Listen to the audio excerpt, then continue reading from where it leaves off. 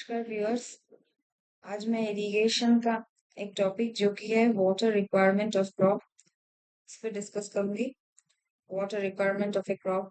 चलिए उसका पहले हम इंट्रोडक्शन देख लेते हैं। तो सबसे पहले first point, certain quantity of water is required at fixed interval of time. तो हमारा ये जो क्रॉप है, वाटर रिक्वायरमेंट, उसका एक क्रॉप का कितना वाटर रिक्वायरमेंट होगा जिससे कि हम क्रॉप को फुल फ्लेज्ड उसका ग्रोथ कर सके। तो उसके लिए certain quantity of water at fixed interval, ये क्रॉप को, ये जो हमारा क्रॉप हुआ जिसको हम लोग मिट्टी पे लगाएंगे, तो इसमें हम लोग को एक जो क्वांटिटी ऑफ वाटर हम सप्लाई कर रहे हैं वो एक फिक्स्ड इंटरवल में सप्लाई होना चाहिए। जैसे कि फॉर एग्जाम्पल फर्स्ट डे हमने क्रॉप लगाया तो सेकेंड डे से शायद वाटरिंग शुरू कर देंगे, तो सेकेंड के बाद फिर जाके सिक्स्थ डे में वाटरिंग की जरूरत पड़ेगी। उसके बाद फिर एट्थ डे पे वाटरिंग की जरूरत पड़ेगी, according to the need of the crop. कैसा टाइप का क्रॉप है, क्या सॉइल का कंडीशन है, क्या क्लाइमेट का कंडीशन है, डिफरेंट फैक्टर्स के ऊपर वो हम आगे और देखेंगे। तो ये बेसिक टर्म है, quantity of water at fixed interval of time is the requirement of water for a crop, next for its growth। Next है सोर्स। अब ये जो वाटर है, ये वाटर का सोर्स कहाँ से होगा? ये वाटर का हमें सोर्स मिलेगा, एक तो है फर्स्ट पॉइंट है नेचुरल रेन से। नेक्स्ट है इरिगेशन वाटर। अगर नेचुरल रेन नहीं हुआ तो क्योंकि हमारा ये जो, फॉर एग्जांपल हम अपना कंट्री ले ले इंडिया का, तो हम लोग को यहाँ पे 12 month natural rain is not provided to us। natural, there is no natural rain। okay, so natural rain यहाँ पे नहीं है, यहाँ पे बारिश 12 महीने नहीं होता है। तो इस वजह से क्या करेंगे हम, जो जिस महीने में बारिश हो रहा है तो हम लोग बाकी महीने के लिए, जिससे कि हम लोग क्रॉप को उगा सके, उसमें हम लोग वाटर को स्टोर कर लेते हैं। वो जो वाटर को स्टोर करते हैं उसी को बोलते हैं इरिगेशन वाटर। इरिगेशन पर्पस में फिर इसको यूज करते हैं क्रॉप को वाटर प्रोवाइड करने के लिए, उसका ग्रोथ हो सके। तो फर्स्ट है हमारा नेचुरल रेन, और नेक्स्ट है नेचुरल रेन के एब्सेंस में obviously irrigation water is required for the growth of the crop. Next, अगर यहाँ पे ये नेक्स्ट पार्ट लिखा हुआ है no sufficient rainfall is there, तो ऑब्वियसली तब हम लोग को क्रॉप में वाटर कहाँ से प्रोवाइड करेंगे? Irrigation water. Next is area with irrigation, that is known as arid region. Area with irrigation, irrigation यानी यहाँ पे बोला इरिगेशन वाटर। ठीक है, इरिगेशन वाटर, जहाँ पे इरिगेशन वाटर प्रोवाइड करेंगे वहां पे उसको हम लोग बोलेंगे एरिड रीजन। जिस एरिया पे इरिगेशन वाटर प्रोवाइड होगा, इरिगेशन वाटर, इरिगेशन वाटर जहां पे प्रोवाइड होगा उसको हम लोग बोलेंगे एरिड रीजन। और जहां पे no irrigation water is provided उसको हम लोग बोलेंगे सेमी एरिड रीजन। ठीक है, इसको याद रखना है ऐसे। एरिड रीजन यानी इरिगेशन वाटर वहां पे प्रोवाइड होगा, सेमी मीन्स नो, तो एसएन, एसएन। ठीक है, एसएन को याद रखना है, एसएन सीरियल नंबर होता है ना, एसएन, एस एन हम लोग लिखते हैं ना, serial number means semi, so no irrigation water. And arid region के लिए, एरिड रीजन किसको बोलेंगे? जहां पे इरिगेशन वाटर प्रोवाइड। तो हम लोग अगर ये ट्रिक को याद रखेंगे, सीरियल नंबर, तो याद आ जाएगा। सीरियल नंबर क्यों मैंने ये ट्रिक बोला याद रखने के लिए, कि S for semi and n means semi arid and n for no irrigation। Okay, no irrigation water यानी क्या? फिर मतलब वो क्रॉप में वाटर प्रोवाइड नहीं कर रहे हम लोग, नहीं। उसमें सोर्स क्या है? ऑब्वियसली ये वन नेचुरल सोर्स है, रेन या फिर snowmelt glacier whatever, so it is naturally provided there. Next, the way in which from sowing to harvesting. Sowing क्या है? जब हम लोग ये अनाज को या फिर ये क्रॉप को जब हम लोग लगाएंगे मिट्टी पे, वो बोलते हैं सोइंग। लगाने से उसके फिर उसके बाद हार्वेस्टिंग तक का, ठीक है, फिर अनाज को जब हम काटेंगे तो वहां तक का जो टोटल क्वांटिटी जो लगता है वाटर को, सॉरी क्रॉप को, जो टोटल क्वांटिटी ऑफ वाटर लगता है उसका ग्रोथ के लिए, लगाने से उसके काटने तक, ठीक है, मीन्स क्रॉप का, सो उसको हम लोग बोलते हैं water requirement of a crop. Okay, so different crop requires different quantity of water at different places। ये बहुत ही important point है, इसको हम याद रखेंगे। different crop requires different quantity of water at different places। Because जो भी डिफरेंट क्रॉप है, फॉर एग्जाम्पल हम वहां पे आलू लगा रहे हैं, आलू या फिर अनाज उगा रहे हैं, जो भी है, सो डिफरेंट क्रॉप के लिए डिफरेंट क्वांटिटी ऑफ वाटर लगेगा एट डिफरेंट प्लेसेस। अब हम बोलेंगे, फिर दिमाग में एक क्वेश्चन आएगा, इसका मतलब क्या है कि अगर सेम क्रॉप है, जैसे कि अगर हम आलू को कर्नाटक में लगा रहे हैं और हम आलू को महाराष्ट्र में लगा रहे हैं, तो इन दोनों में भी क्या same quantity of water requirement होगा? नहीं, क्योंकि इसमें टाइप ऑफ सॉइल डिफरेंट हो गया। फिर ये टाइप ऑफ सॉइल डिफरेंट होने की वजह से टाइप ऑफ सॉइल जो कर्नाटक में मिलेगा जरूरी नहीं है वो हमारा महाराष्ट्र में मिले। तो तब जाके water requirement same same crop के लिए, जैसे कि हम लोग यहाँ पोटैटो का ग्रोथ कर रहे हैं या फिर ऑनियन का ग्रोथ कर रहे हैं, जो भी है, उसके लिए हमारा different quantity of water requirement होगा। नेक्स्ट, डिपेंड्स ऑन, सो ये किस पे डिपेंड करेगा? क्लाइमेट के ऊपर डिपेंड करेगा। टाइप ऑफ सॉइल क्या है, मैंने जैसे अभी एग्जांपल दिया। मेथड ऑफ कल्टीवेशन क्या है, जिसने भी मेरा इरिगेशन का मेथड ऑफ कल्टीवेशन नहीं देखा हो, प्लीज आप जाके मेरे पिछले वीडियो को देख लीजिएगा। Method of irrigation, method of cultivation. So and next is rainfall. फिर नेक्स्ट जाते हैं हम लोग, next slide. That is crop period and base period. What is crop period and what is base period? So crop period क्या होता है? वो time frame यहाँ पे लिखा हुआ है, द टाइम पीरियड। ये जो टाइम पीरियड लिखा हुआ है, ये टाइम पीरियड फ्रॉम सोइंग, ये जो हम लोग प्लांट को लगा रहे हैं, ये लगाने से काटने तक का, फ्रॉम सोइंग टू हार्वेस्टिंग, उसको बोलते हैं crop period. So base period क्या होता है? इसमें एक बहुत ही स्लाइट डिफरेंस होता है, तो इसको हम लोग समझेंगे क्या है इसमें स्लाइट डिफरेंस। यहाँ पे फर्स्ट वाटरिंग दिख रहा है आप लोगों को डायग्राम में। फर्स्ट वाटरिंग यानी जरूरी नहीं है कि आज हमने क्रॉप को लगाया तो आज ही हमको पानी प्रोवाइड करेंगे।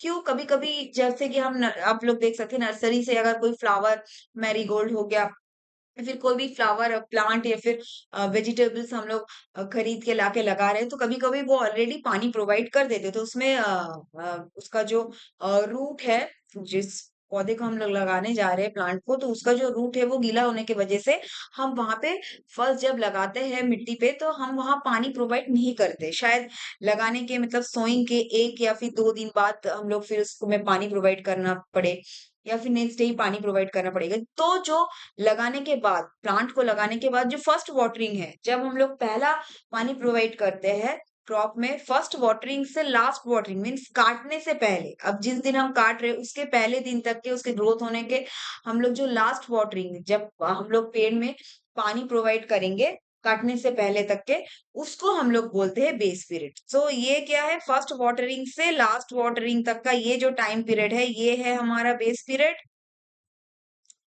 और ये जो हम लोग का सोइंग से ये जो हार्वेस्टिंग तक, मतलब टोटल टाइम पीरियड, तो ये है हमारा क्रॉप पीरियड। तो आप डायग्राम में देख के क्लियर हो सकता है कि क्रॉप पीरियड जो है वो बेस पीरियड से ज्यादा होता है। बट हम बुक्स वगैरह में देखते हैं या फिर कैलकुलेशंस वगैरह में भी हम लोग जनरली यूज क्या करते हैं? Crop period. जैसे कि मैं फर्स्ट पॉइंट अभी देख लेती हूँ कि क्रॉप पीरियड हमारा बेस पीरियड से ज्यादा है, वो हम डायग्राम में देख चुके हैं। बट हम लोग का बुक्स वगैरह में देखते हैं कैलकुलेशन की क्रॉप पीरियड को बेस पीरियड के इक्वल रखा जाता है। क्यों? क्योंकि ईज ऑफ कैलकुलेशन के लिए। ये बहुत ही माइन्यूट डिफरेंस होता है क्रॉप पीरियड और बेस पीरियड में, 1-2 दिन का शायद फर्क होगा, 3-4 दिन का फर्क होगा। तो इसके लिए हम लोग क्रॉप पीरियड को जनरली बेस पीरियड के समान ले लेते हैं for ease of calculation. But generally in true sense crop period is greater than base period. ये फर्स्ट पॉइंट जो है यहाँ पे इंपॉर्टेंट है। Okay, so this is the important point. Why this is the technical term. Hence crop period, base period या फिर इसको growth period भी कहा जाता है, इसको हम लोग सिनोनिम बोलते हैं, एक दूसरे का सिनोनिम, मतलब तीनों टर्म एक ही है। ठीक है, कि टोटल सोइंग से लगाने से काटने तक का जो क्रॉप का ड्यूरेशन है, उसको हम लोग बोलते हैं क्रॉप पीरियड या फिर बेस पीरियड या फिर ग्रोथ पीरियड। इसको जनरली रिप्रेजेंट किया जाता है बी सिंबल से, और इसको हम लोग मेजर करते हैं इन डेज में। Time period generally in days में मेजर किया जाता है। Next, delta of A crop. अब ये डेल्टा क्या होता है? Delta is the total depth of water. जब हम लोग यहाँ पे पानी प्रोवाइड कर रहे हैं फ्रॉम सोइंग और हार्वेस्टिंग, तो अभी तक के समझ में आ गया होगा, प्लांट का लगाने से काटने तक का अनाज को। तो जब हम लोग इसको इसमें पानी प्रोवाइड करते हैं during different interval, first watering किया, उसके बाद फिर अभी मैंने कुछ देर पहले बोला कि 2 दिन बाद या फिर 3 दिन बाद एक पर्टिकुलर इंटरवल में पानी प्रोवाइड किया जाता है, ठीक है। तो ये जब हम लोग इसमें पानी प्रोवाइड करते हैं ये इंटरवल में, तो टोटल जो वाटर है, टोटल कितना वाटर हम लोग सोइंग से लेके हार्वेस्टिंग तक टोटल कितना पानी हम लोग इस क्रॉप के लिए प्रोवाइड किए, जिससे कि ये क्रॉप फुल फ्लेज्ड डेवलप हो गया। उसके बाद हम लोग उसको काट लिए, अपने पर्पस में यूज कर लिए। तो ये जो total depth of water provided, इसको हम लोग बोलते हैं डेल्टा। ये जनरली सेंटीमीटर में भी हो सकता है, सेंटीमीटर में भी हो सकता है इसका यूनिट, या फिर हेक्टेयर्स पर एरिया भी हो सकता है। हेक्टेयर्स पर एरिया क्यों, सॉरी, हाँ, हेक्टेयर एरिया में भी हो सकता है। क्यों हेक्टेयर एरिया में हो सकता है? जैसे कि हम लोग यहाँ पे अगर हम लोग पानी को प्रोवाइड करेंगे इस एरिया में, हम अब देखिए, तो इसमें जब हम लोग पानी को प्रोवाइड करते हैं तो ये एक एरिया का लेंथ और विड्थ है, तो ये तो हेक्टेयर इसका यूनिट हो गया एरिया का। अब जब हम लोग पानी को प्रोवाइड करेंगे तो इसका एक वॉल्यूम होगा, जब ये एरिया पे पड़ेगा तो इसका जब तो वाटर एक लेवल तक रेस करेगा तो इसका एक हाइट भी होगा, और जितना एरिया है उसका लेंथ भी होगा, विड्थ भी होगा, ठीक है, लेंथ भी होगा, विड्थ भी होगा। तो length into breadth into width कितना होगा, तो ये वॉल्यूम में इसका यूनिट होगा। तो वॉल्यूम हेक्टेयर में भी इसको कभी कभी डिनोट किया जाता है, बट जनरली हम याद रखेंगे इसको total depth of water depth, चूंकि बोला ये सेंटीमीटर में ही जनरली रिप्रेजेंट किया जाता है डेल्टा को, ठीक है। Next, here no percolation. अब इसमें आप लोग को यहाँ क्वेश्चन आएगा कि ये जो टोटल डेल्टा है, तो इसमें जब हम लोग क्रॉप में पानी प्रोवाइड करते हैं तो इसमें कुछ एवापोरेशन में चले जाता है, कुछ नीचे पर्कुलेट हो जाता है, तो ये सारे क्या इंक्लूड रहते हैं टोटल। तो हम लोग ऐसा नहीं है कि अलग से इसमें पर्कुलेशन या फिर एवापोरेशन इसमें निकाल रहे हैं, नहीं। ये जो टोटल हम लोग को डेप्थ ऑफ वाटर चाहिए, इसमें कोई अलग से पर्कुलेशन या फिर एवापोरेशन की जरूरत नहीं। टोटल कितना डेप्थ ऑफ वाटर चाहिए मीन्स इंक्लूडेड है सब कुछ। तो टोटल डेप्थ ऑफ वाटर जो कि इसके लगाने से काटने तक के कितना वाटर चाहिए प्लांट को ग्रोथ करने के लिए, यही है इसमें डेल्टा, ठीक है। इसमें पर्कुलेशन एवापोरेशन इंक्लूडेड नहीं होता है, ठीक है। समझ में आ गया? क्योंकि अलग से पर्कुलेशन और एवापोरेशन के लिए फिर हम लोग को कैलकुलेट करना पड़ेगा। नेक्स्ट, फ्रीक्वेंसी ऑफ इरिगेशन और रोटेशन पीरियड। ये क्या होता है फ्रीक्वेंसी? अभी मैंने कुछ देर पहले बोला कि अभी अब लोग यहाँ पे अनाज को लगा रहे, फिर काटने तक का ये जो इसके बीच में जो इंटरवल में हम लोग वाटर प्रोवाइड करते हैं, ये जो रोटेशन में वाटर प्रोवाइड करते हैं, ये होता है certain amount of water at fixed interval of time is required for a crop growth. इसको हम लोग बोलते हैं rotation. So the time interval between two consecutive watering, हमने यहाँ पे वाटर को लगाया जो है वो फर्स्ट डे हो गया। सोचिए फर्स्ट वाटरिंग हमारा सेकेंड डे से शुरू हुआ, फिर फोर्थ डे में हमको फिर वाटर प्रोवाइड करना पड़ेगा, फिर सिक्स डे में। तो ये जो सेकेंड वाटरिंग से फोर्थ वाटरिंग तक का जो टाइम इंटरवल है, जैसे कि यहाँ पे है 2 डेज, इसको हम लोग बोल रहे हैं फ्रीक्वेंसी ऑफ इरिगेशन और रोटेशन पीरियड। समझ में आ गया? तो टू कंसेक्यूटिव वाटरिंग, ये हो गया हम लोग का एक वाटरिंग, नेक्स्ट हो गया ये टू कंसेक्यूटिव, एक के बाद एक, उसको हम लोग बोलते हैं कंसेक्यूटिव। तो टू कंसेक्यूटिव वाटरिंग के बीच का जो इंटरवल है उसको बोला जाता है फ्रीक्वेंसी ऑफ इरिगेशन और रोटेशन पीरियड। नेक्स्ट चलिए एक क्वेश्चन देख लेते हैं, बहुत ही आसान है।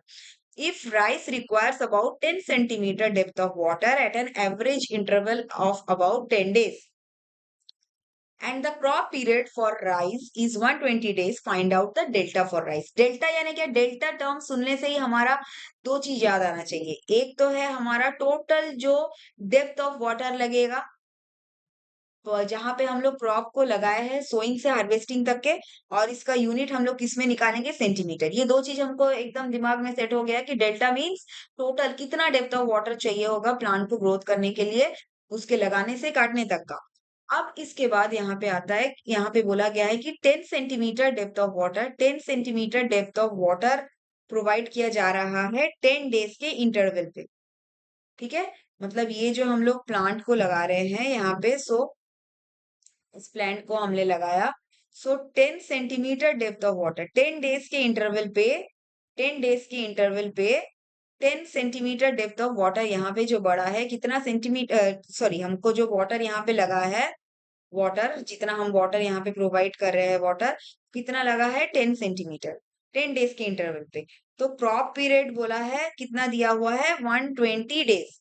120 डेज में कितना टोटल सेंटीमीटर ऑफ वाटर, कितना डेल्टा लगेगा टोटल इसके सोइंग से हार्वेस्टिंग तक, काटने तक कितना डेप्थ ऑफ वाटर लगेगा। सो 10 सेंटीमीटर 10 डेज में, या फिर इसको हम लोग ऐसे लिखेंगे 10 डेज में 10 सेंटीमीटर डेप्थ ऑफ वाटर हमको वाटर लगा है, तो 120 डेज में कितना लगेगा। So 10 divided by 10 into 120, simple calculation. So इस ये कितना सेंटीमीटर ऑफ वाटर लगेगा, 120 सेंटीमीटर, आंसर। ठीक है, बहुत ही आसान था। Next, if wheat requires 7.5 centimetre of water after every 28 days, तो इंटरवल कितना है, डेज का इंटरवल है, 28 डेज के इंटरवल पे 7.5 सेंटीमीटर ऑफ वाटर लग रहा है उस क्रॉप के लिए, वीट के लिए। सो बेस पीरियड हमारा टोटल वीट को ग्रोन होने में, मतलब सोइंग से हार्वेस्टिंग तक का पीरियड कितना है, 140 डेज है। तो उसके लिए डेल्टा की वैल्यू कितनी होगी, ये भी सेम आसान है, अब आप लोग निकाल पाएंगे कि सोइंग यहाँ पे हमने पेड़ को लगाया, तो उसके इंटरवल कितना है, 28 डेज के इंटरवल पे हमको वाटर कितना प्रोवाइड करना पड़ रहा है, 7.5 सेंटीमीटर। सो हमारा 140 डेज टोटल इसके उगने तक है, 140 डेज में हमारा कितना टोटल वाटर प्रोवाइड करना पड़ेगा, सेम 28 डेज में 7.5 सेंटीमीटर, एंड सो 140 डेज में कितना सेंटीमीटर, 7.5 डिवाइडेड बाई 28 इंटू 140, इसको कैलकुलेट करेंगे तो 37.5 सेंटीमीटर, ये है हमारा आंसर। तो आज के लिए बस इतना ही। अगर आप लोगों को मेरा वीडियो अच्छा लगा हो तो प्लीज जरूर मेरे वीडियोस को ज्यादा से ज्यादा लाइक कीजिए और शेयर कीजिएगा मेरे वीडियोस को, और मेरे चैनल को सब्सक्राइब कर लीजिएगा, और उसके बगल में बेल आइकन है, इसको दबाइएगा, जिससे कि जब भी मेरा वीडियोस आप तक जल्द से जल्द नोटिफिकेशन पहुंच सके। ये कुछ मेरे रेफरेंसेस है, and thanks for watching. Please wait for my next video.